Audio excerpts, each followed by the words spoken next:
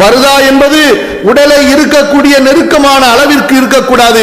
உள்ளே அணிந்திருக்கின்ற ஆடையை போன்று உடலோடு ஒட்டியதாக இருக்கக்கூடாது. அதிலிருந்து தூரமானதாக, விசாலமானதாக, பெண்மையின் உறுப்புகளை முழுமையாக மறைக்கக்கூடியதாக, விலகியதாக இருக்க வேண்டும்.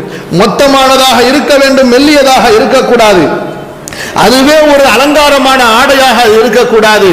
அந்த பர்தாவை தலையிலிருந்து கால் வரை கழுத்து முழுமையாக மறைக்கப்பட்டு, தலையின் முடிகளும் மறைக்கப்பட்டு, பெரும்பான்மையான அறிஞர்களுடைய கருத்துப்படி குர்ஆன் ஹதீஸினுடைய வெளிச்சத்திலே முகமும் முழுமையாக மறைக்கப்பட்டதுதான் அது இஸ்லாம் சொல்லக்கூடிய ஹிஜாப் சகோதரர்களே. ஆனால் இன்று பெண்களை பாருங்கள், ஹிஜாப் என்ற பெயரிலே ஒரு கருப்பு ஆடையை உடுத்திக் கொள்கிறார்கள். அவர்களுடைய தலை திறந்திருக்கிறது, கழுத்து திறந்திருக்கிறது, கையினுடைய பாதி பகுதிகள் திறந்திருக்கின்றன.